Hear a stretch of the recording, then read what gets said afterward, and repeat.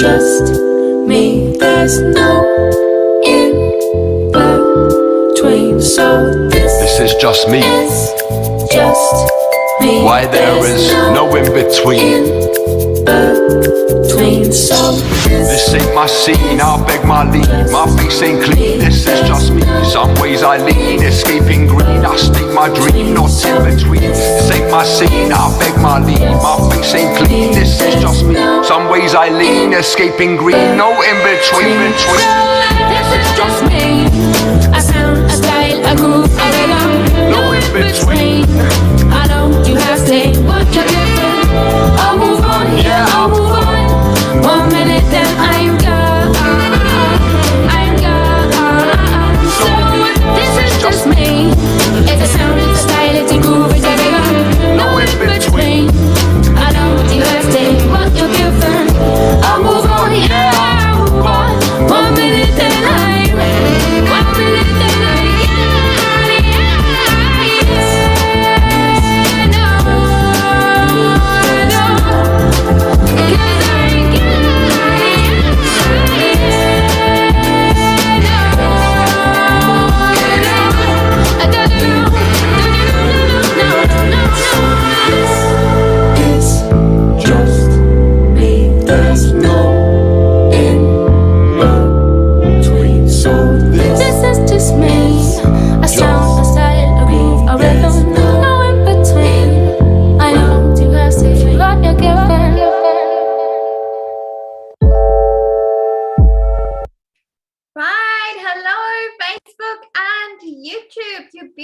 economic warriors from all around the world. It is fantastic to be here with you guys again today.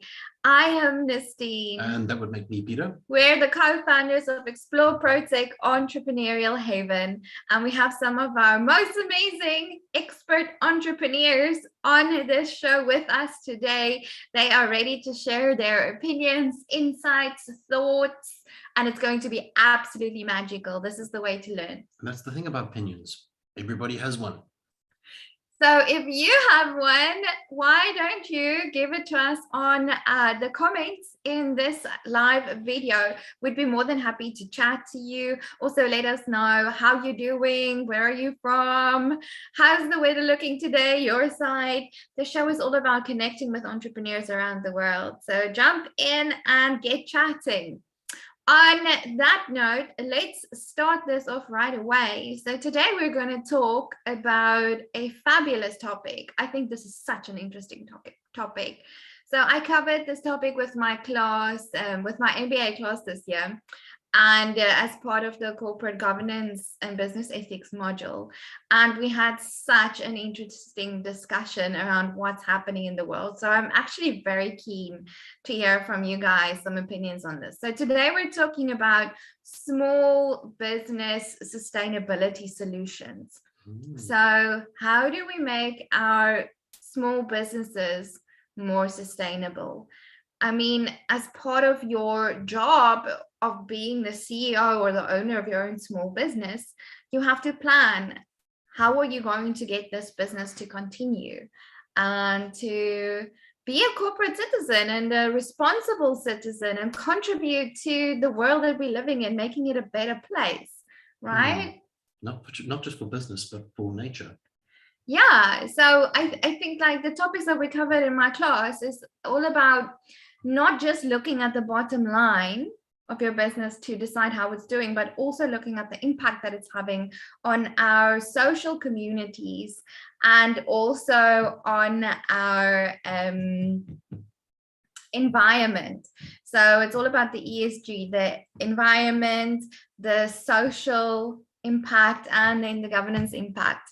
And I see one of my MBA students just joined us. This is going to be interesting. Yeah, so we have a VIP guest here with us, so that's going to be absolutely fabulous.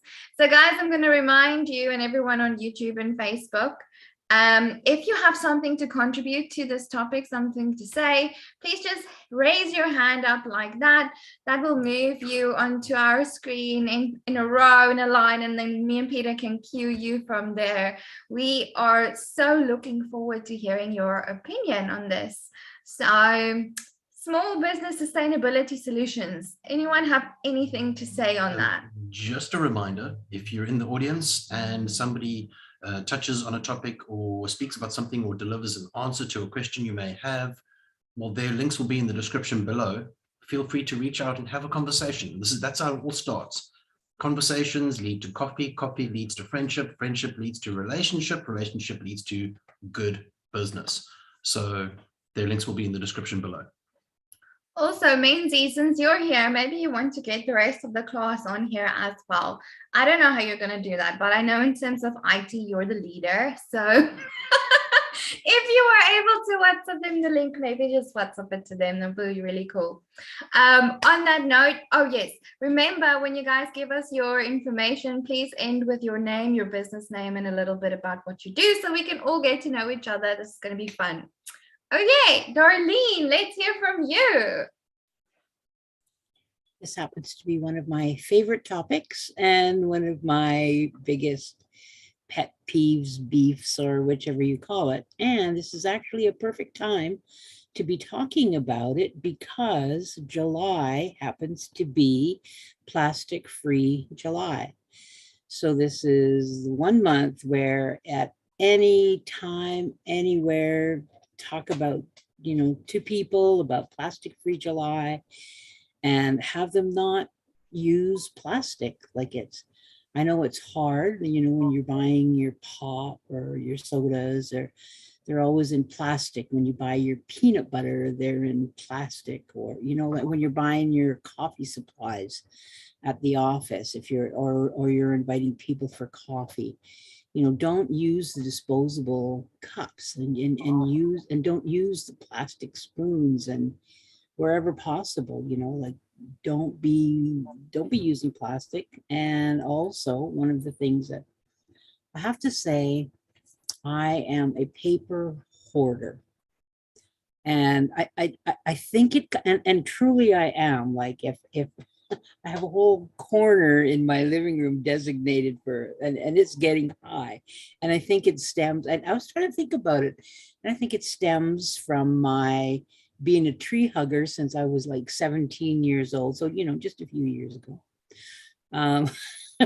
way back in the 70s, where, like save the trees, we don't use paper unnecessarily. And I've actually tried to go paper free by using tablets and not printing out everything that I like, oh gee, I think I might need to mark this up. But use a tablet, you can mark it up there. And the nice thing is you can find it later. You're not searching through a whole pile of paper. You just have to say, what did I call that? Oh yeah, coffee shop, and then on the date, and there it is.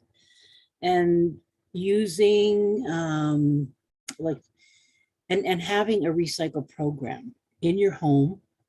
I don't know if in South Africa, are you able to refund? Like, do you get a refund for your bottles? Like, we get 10 cents a bottle, a pop bottle. So yeah, yeah, Peter, do that. Fortune like that, Darlene. And do that, but you'd be surprised how many people throw them away. Like, don't throw them away. Here, what we do, or what some people do, is they leave them, because a lot of we have garbage pickup on certain days and recycle pickup and composting on certain days. And we leave the bottles out for the people who go around in the alleys and picking up bottles. We don't put them in our garbage because we know they're going to go through it. So it just makes it easier for them. To me, it's more humane. They don't have to dig through your garbage. You can leave it out, or save them for the Boy Scouts, whichever. But don't just throw your bottles away.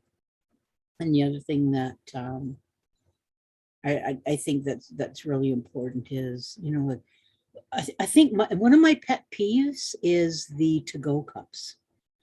The reason that they're my pet peeve is because you can throw the cup away in the recycle bin, but you can't put the plastic lid in the recycle bin because it's too small. You have to throw it in the garbage. And so I think that, so I think, when we're in companies, you know, that are using those lids that we can't use, then have them. And I know a lot of people, you know, do the disposable coffees and things like that. And that I talk to Starbucks or the favorite places that you go to get your coffee. Like, ask them, is there a way that you can have them? Is there a way that you can change the lids so that we don't have to throw them away? Sometimes I put stuff in, you know, that I'm not supposed to put in because I think it should be recyclable. And I feel that way I'm preserving somebody's job because they have to hire somebody to pull out all that stuff. So I think, you know, like for employment, like, you know, I think you could save a lot of money, like, you know, by, you know, not purchasing like pens. Like, people, have you ever used a pen or a pencil to the end of its life? Like, you know, when your pencil's this small or your pens run out of ink, you know, like, people don't, like, they just keep, you know, well, this one, you know, they just keep going to the shelf and grabbing new ones because they put it somewhere, and then you find in their purses or at home they have a whole whack of pens and pencils that, you know, that they've gotten from work. So just kind of really, I guess, just be conscious of and it's saving money. So I guess just be conscious of having the items that you can save. I like You could that. do that. Then just think of all the money that you save. So then your business will be able to be sustainable in 2 ways. I love that. Darlene Petrie, Scam Prevention International, and I have been running workshops on ways to help people learn to not be victims of financial crimes. Oh, nice. Thank you Nice, so nice, much, nice. Darlene. That's actually so cool. I haven't thought of all the tiny ways that we can actually start, like right now, start contributing towards making the world a better place, but also making our small businesses more sustainable. So that was so helpful. Yeah, I think from my side, certain things that we need to actually pass on to our children.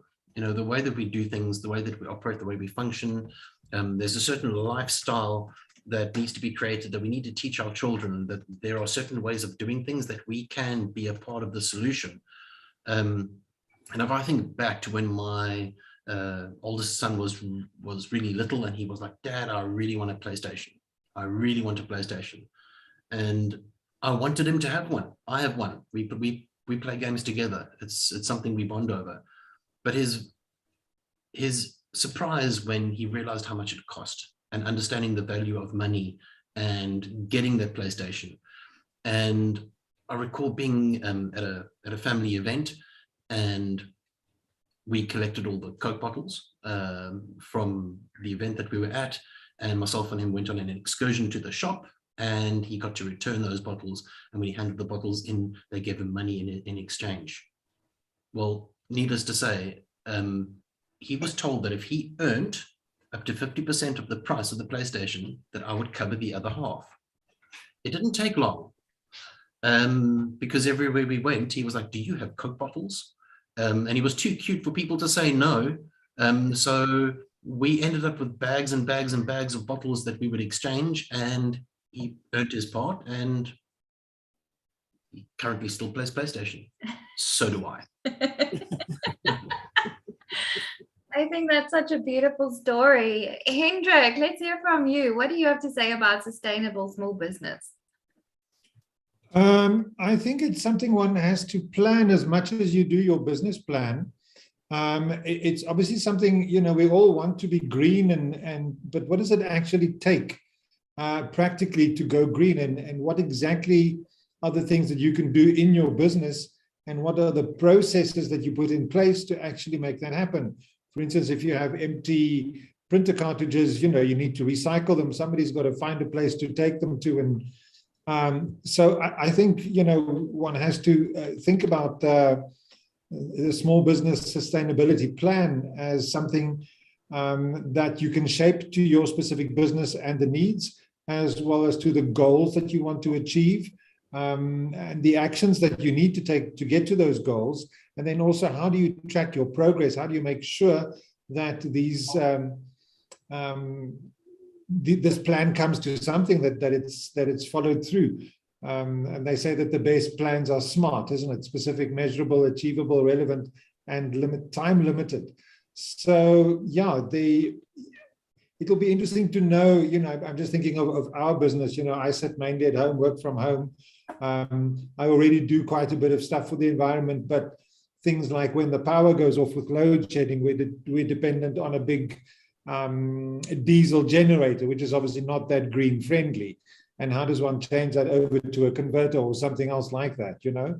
Whereas I suppose we're talking about plastic and packaging and all that sort of stuff. I mean, you could go green in that way, but you would need to put it in a document at least so people know what it is and plan for it. And then, of course, that's where you can also put all your fun initiatives, you know.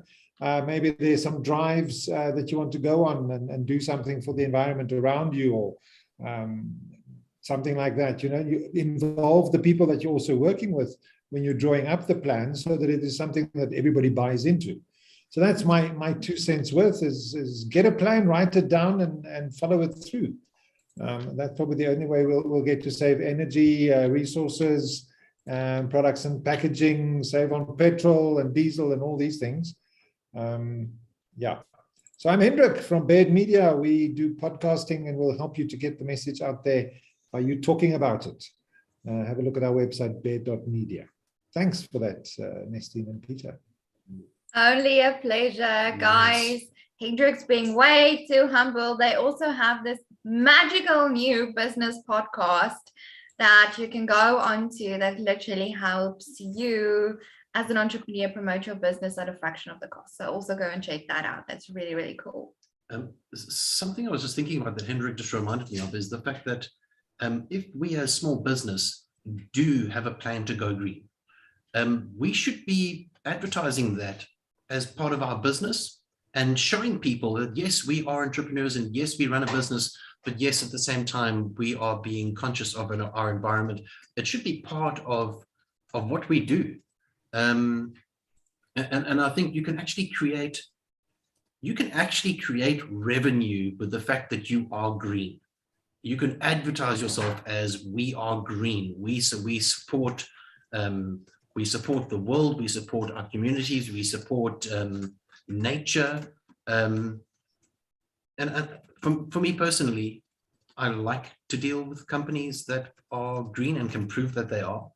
You know, even if they've got a small little program, it doesn't matter what it is. It's the smallest thing makes the biggest difference. Because you may be a small business today, but tomorrow you may be really big. You know, so you might even be in the Forbes 500 list. You never know. Who knows? Who knows? Oh, magical. You know, you guys know what's the most awesomest? I love this movement in the Going Green movement. Green marketing, definitely a massive thing, but then also earthworms. I think that is so cool because it's part of the waste management system, right? And did you guys know you can literally like replace a lot of your garbage disposal system with earthworms? And they eat everything from paper to like a natural, you can like literally raise them on paper if you have a lot of junk mail. I feed the junk mail to the earthworms. You just have to make sure you take out the plastic. Yeah, you just got to be careful not to teach them English, otherwise you feed them junk mail and they every time you open up the lid, they want to advertise. But it is so convenient. And you know what, just knowing that your like scraps and everything that you would usually like just throw away and feel so bad about it. I hate waste so much. Peter knows. I'd rather make him eat than like throw it away. So yeah, so that's really cool. You can like have a whole garbage bin made of earthworms, and like they love it, you love it. You get like compost for your garden. If I'm not mistaken, there are websites that actually give you designs for earthworm farms. Yeah, Peter has looked at them because he's making one. Again. Again, so we currently have a small one, but I definitely want a bigger one. It's so cool and it's so cheap and it's so amazing. And by the way, please do not name your earthworms, because it's difficult to keep up track as to who's who. Okay, so on that note, let's go over to, this is a serious show, Peter. Yeah, I'm serious. Let's go You to can't get emotionally attached either. Parmelia. I'm super keen to hear what you have to say about a sustainable small business. Well, I love what Darlene and Hendrik said. I think it's really important to be very conscientious about what it is that we're putting in the garbage. And I love what Hendrik said about having a plan. I think that's really, really important, to have a plan as to how you're going to be sustainable. We have a great recycle and way to compost here on Vancouver Island. We have food waste that we put out every week, and we have both a garbage side, which we try to keep as low as possible, and then also a recycle side. And the recycle doesn't take glass, so that's the company that comes to the door literally every week to pick up what you've got. So we do have a bottle recycle place where we could take all our bottles. And one of the things that I've done in the last year and a half is I'm now using Microsoft Office 365, professional version. Now, one of the ways that it's really helped me be more productive and efficient and effective is by using in my email, using the task column. So you have your inbox, you can have another column that just, when you're on that email, it'll give you a little bit about the email, and then you have a task column. So I love to be organized, and so I used to have a piece of paper, and every week, Monday to Friday, or sometimes longer, I would have my to-do list. It was a to-do list on a piece of paper, which I typed up every week. I also like the fact that I could kind of check it all off, once you've done it. That's very satisfying. But working with a productivity coach over the last year and a half, now what she has me doing, instead of having that piece of paper, so I've eliminated that, everything that I have to do now is in my task list. And so I have urgent, what's happening this week, what's happening next week, what's kind of a low priority. And so I don't have to have that to-do list anymore. The other great thing about it is when it helps you clean up your inbox. Because, so for example, I'll give you an example. So Nastine sent me a Zoom link because we're going to have a meeting next week. So I don't have to keep that in my inbox. I just right click, pull it into my task list, and then I can write on it meeting with Nastine, and I can get rid of that email. Or so that also when you accept a fact that somebody sent you a Zoom link, it disappears out of your inbox, but it doesn't matter because it's already in my task list. So that I found has been very, very helpful to reduce paper and also to make me more efficient and effective. Parmelia Parham, Vibrational Healing. I'm a certified body code and emotion code practitioner, and I assist my clients in finding and releasing these unprocessed, negative, or trapped emotions out of their subconscious so that they can be healthy every way possible: physical, emotional, mental, and spiritual. Thank you. Fantastic. Oh my goodness. Thank you so much, Parmelia. That was awesome. I'm definitely going to steal that. So there are obviously places around the world that deal with their waste in different ways. Now I've noticed that in some places in the States, they have multiple bins for different purposes, some being organic waste and some being for plastics and some being so it gets separated a lot, which really helps a lot. But in different parts of the world, they have different ways of doing it. So, like for instance, in South Africa, we have particular drop-off points if you want to recycle, whether it be plastic or whether it be glass or whether it be, but because you actually have to go through the effort of packaging that and going to that particular point, hardly anybody does it. So, and we generally have one rubbish bin per household. So everything kind of goes into that bin that you're trying to get rid of, which makes it very difficult for that process of how do we separate organics from glass, from paper, from, so the recycling process here is Not as good as it should not be. as good as it should be. So to the fellow South Africans out there, Let's do something about that. we need to change that. You know, so, and that's all part of how we do our part and get together. If we don't make those changes now, then the future is bleak. That's an interesting next point that I also want to talk about, guys. So how important is it that we actually get some more small businesses on board with the sustainability movement? I've heard of like figures, if we don't, we have like, Darlene, you probably know better, but we have like 3 years to turn this around. Otherwise, something goes extinct. It's horrible. I should have looked these statistics up. It's important, okay? I know it's important. You guys got to help me. Well, one of the things that I did see, and it was a documentary, so yes, I'm just saying what I heard on the documentary, and to say whether it's true or not, I don't know, but it's something I've seen, where plastics contain chemicals, and over a period of time, those plastics floating in the ocean, that women that are actually pregnant in blood tests have got chemicals in their bodies that they should not have, due to the fact that chemicals have been pumped into plastic, and plastic it's now all those chemicals are in our food, it's in the sea life, it's we catch fish, we eat fish, and they are tainted with chemicals that should never have been there in the first place. And then we're so proud of the fact that, yay, we're saving a plastic bottle, but on a global scale,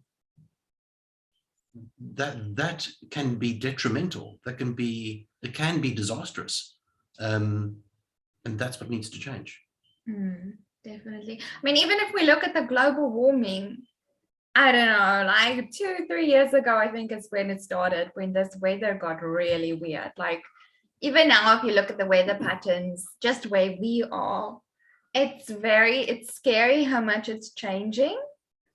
So Darlene, you can probably give us some more information on that, please.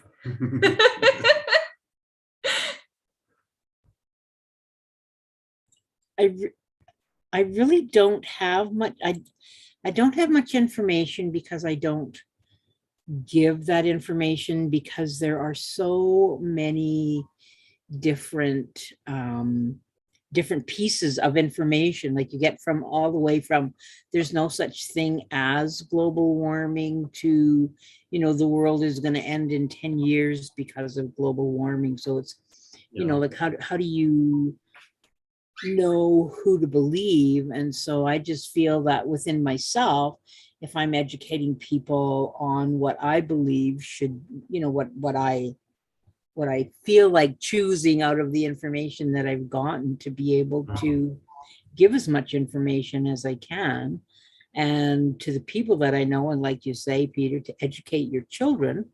You know, like it's an event when my great granddaughter and I go and take our electronics, say for instance, to an electronic place to recycle, or we take our batteries, like I have a whole whack of batteries that, you know, like to take them to the place where you're supposed to recycle them. You know, so you make it fun, and you can make it fun for your team as well. Now I have to say one thing that I am really interested in doing, because 3 years ago I got my scuba diving certification.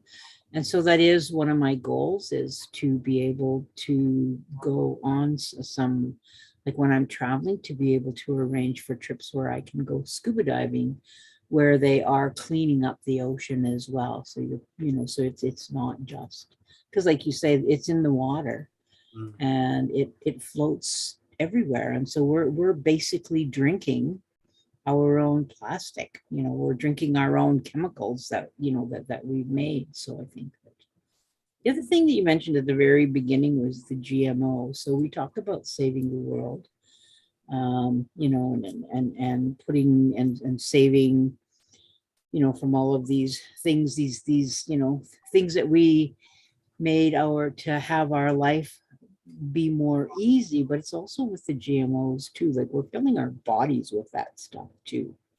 Yeah. In the foods that we eat. And I say I know, I have to say, I am the biggest hypocrite when it comes to that, because I love Doritos.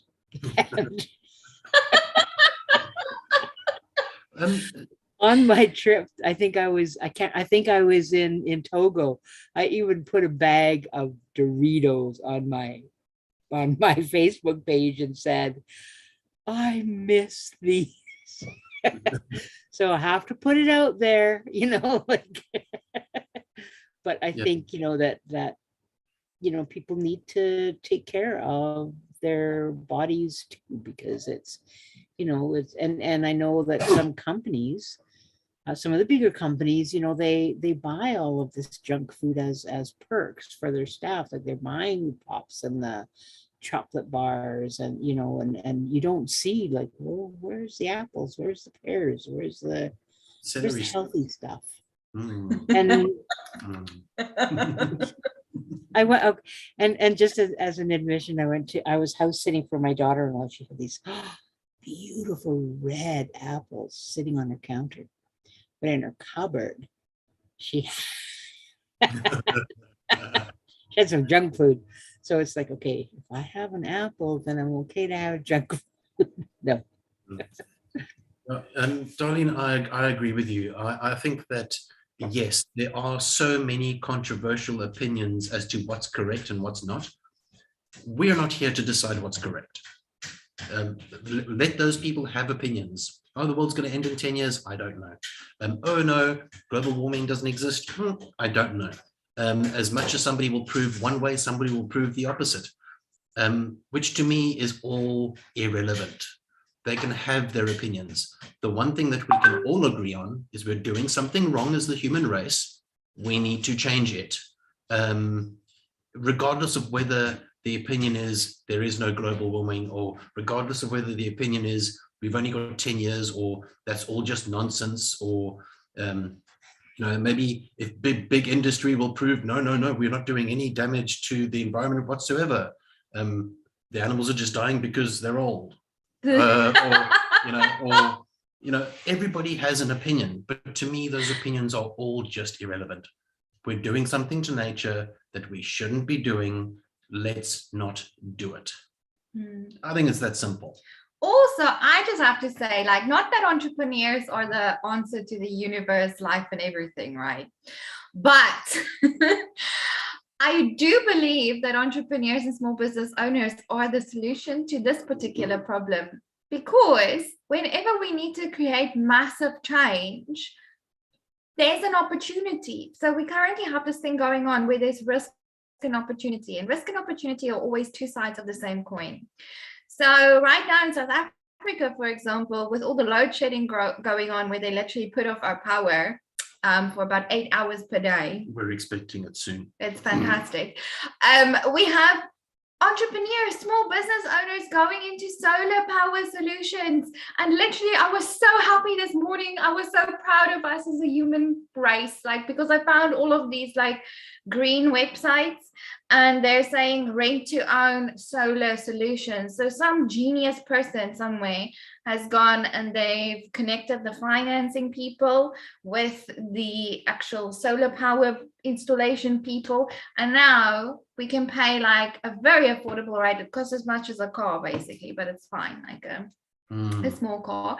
Then you can go completely off the grid. Can you imagine what would happen if we, like, a large part of the population actually went completely off the grid? I mean, come on. That would be amazing, right? And also, again, this also shows you again the risk and opportunity. It's so interesting with the war going on in the Ukraine at the moment.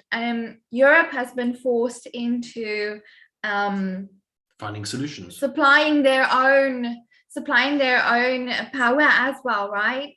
So with that, a lot of entrepreneurs are now actually going in that direction and solving the problem of making solar energy and renewable energy more accessible to normal people like us.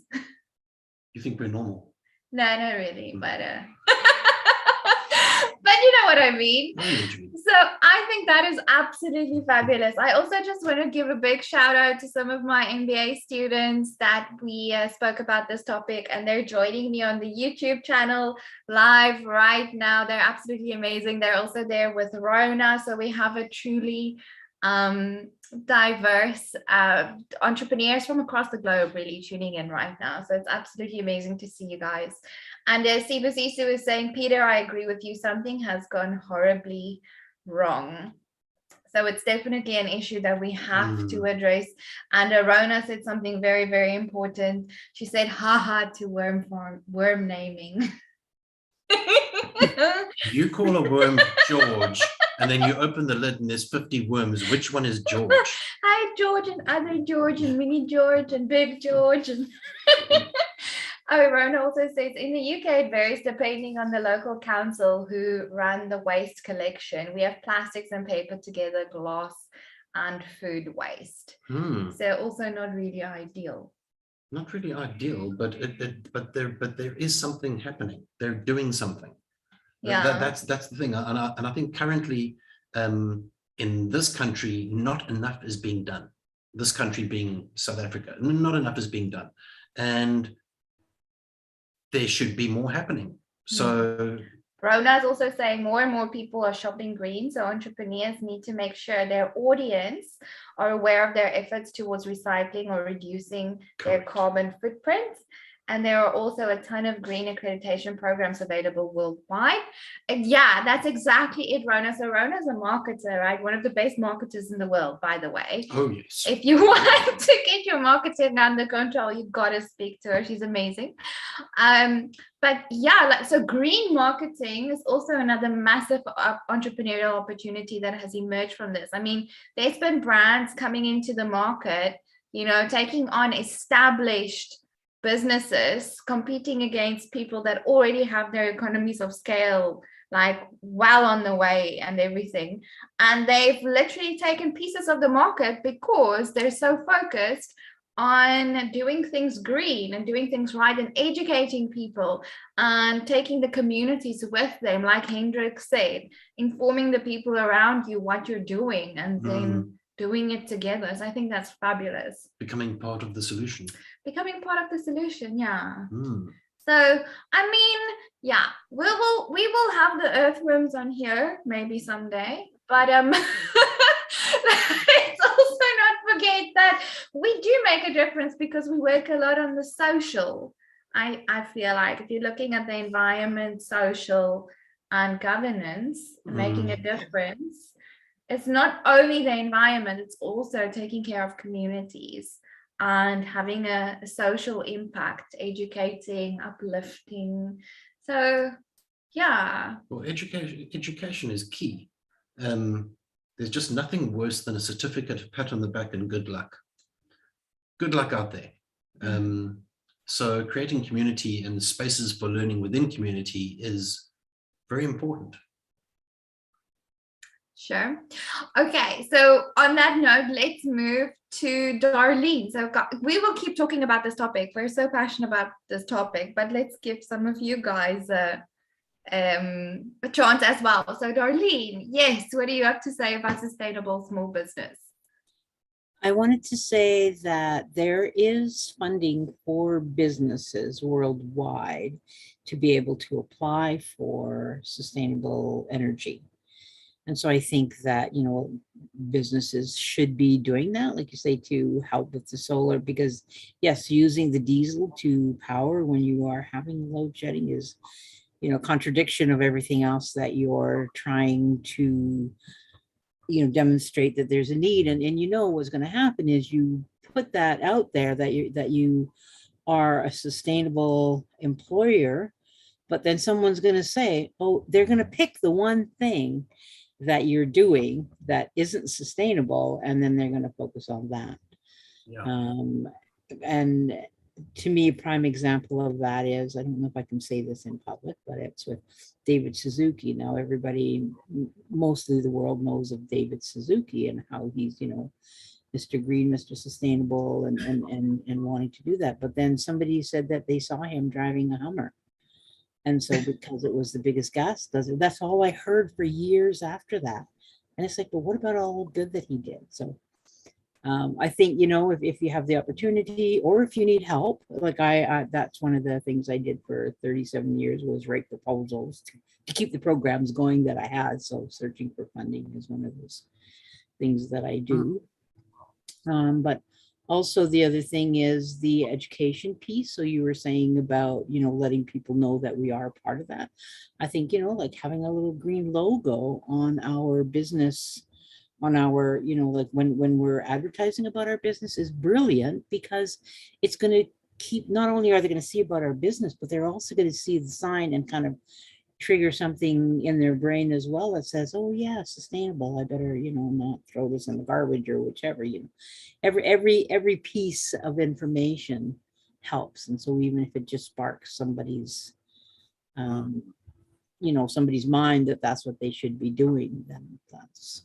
Yeah, I really like that. And it's true, every little piece does help. But I think the thing is that our children are tomorrow's leaders. So when we have people that are going to become leaders in spaces of business and even big corporate business and industry, and if we can raise leaders to think in a particular way and for them to be socially responsible, our future leaders will have the mindset of there is a certain way that things just get done that are respectful to the environment, that are respectful to communities and to people and in general. So I think future leaders pay attention. Guys, I think what we need to do as a community is take the lead with looking after the green entrepreneurs. So I'm going to propose, if you're a green entrepreneur, please get in touch with me and Peter, and we are going to do everything from our side to help you guys. I don't yet know what that is because I literally just had the idea. We'll make it up as we go along. We're going to totally make it up. But if you're a green entrepreneur, then come see us and we'll involve these lovely people that you see on the screen and all their family and community members. We'll take care of you and we'll make sure that we make this world a better place together. Yeah, and I think if there's something we're missing, there's always something to be missed. If there's something that we're missing that we haven't mentioned that we probably should have, drop it in the comments. Let's talk about it. Well, we definitely need to mention that, you have spider, was it a spider goat or a spider sheep? I can't remember. I have no idea. But that's GMOs. That's a whole different conversation. That's super interesting. Anyway, let's go to Permelia. Permelia, are you going to wrap us up? I know Hendrik's got load shedding in a couple of seconds. Hendrik, did you want to say something before you? He's good. He's good? He's okay, good. Awesome. Cool. Permelia, over to you. Okay, what very stimulating conversation today. And I think it's just so important for us to just do our bit, like even if it's a little bit, but do our bit. I think there's great ideas about if we're a green company, we should promote that and say that. And I think we need to step out and we have to speak out. Or we need to step up and speak out. So a while ago, I lived in a townhouse complex, and they didn't do food, what we call green food waste. And I thought, this is just terrible because we can do composting. And so I was on the board and I was really wanting to change the bylaws of this complex so that we we could actually start doing that. Well, it didn't happen in my lifetime there. I sold that house and moved away, but now they're doing it. So, you know, you never know down the road how whatever you say could be an influence, even if it doesn't happen. So yeah, we have to step up and we have to speak out and we have to stop using plastic. I agree, darling. I like that. And lo and behold, one day in the future, the little voices that said we should make a change, when disaster happens, we shouldn't also be the voices that say, oh, we told you so. We told you you should have changed. We told you you should have, but then nothing changed and it just leads to disaster. So let's all do our part. Let's not just go whisper, whisper, let's do our part. And then we won't have to in the future to do the I told you so. And guys, as entrepreneurs, you have such brilliant entrepreneurial minds. You have everything going for you. If anyone can solve this crisis, it's you guys. So go ahead, come up with some new innovative ideas. Like I saw the other day, a company came up with edible water. So it's not it's water, but you don't buy it in plastic bottles. You buy it in like an edible capsule, and you literally like you eat it like an orange. It's so cool. It's really, it comes with no plastic. So be innovative and go and be a true entrepreneur and help solve this problem. And who knows, you might be like rewarded for that by humanity and the economy. So anyway, again, if you're a green entrepreneur, get in touch with us. Darlene's gonna murder me. It's Plastic Free July, everybody. Plastic Free July. Let's all not use any plastic, at least for this July, because we're going plastic free. And yeah, it's been so amazing to be here with you guys again today. What an awesome talk. What awesome people we had on the show. Remember, all their LinkedIn links are in the description below. So if you want to get in touch, they're some of the best people in the whole entire world. Just go click, click, click, click, click, and connect with them all. And they'll be more than happy to chat to you. Right, guys? Yay! Okay, awesome. So people, awesome humans, entrepreneurs from around the world, we will be here again, same time, same place next week, every single week for the foreseeable future. So if you want to come join us again next week for an hour, we'll be more than happy to have you. Come connect with us, come learn from some real entrepreneurs in the real world, share their insights and find some great connections. We'd love to have you again. And if you want to end up on a panel like this for a future show, reach out. Let's have a discussion. Let's talk about it. Lots of love. And guys, until we see you next time, may all your wildest entrepreneurial dreams come true. Bye.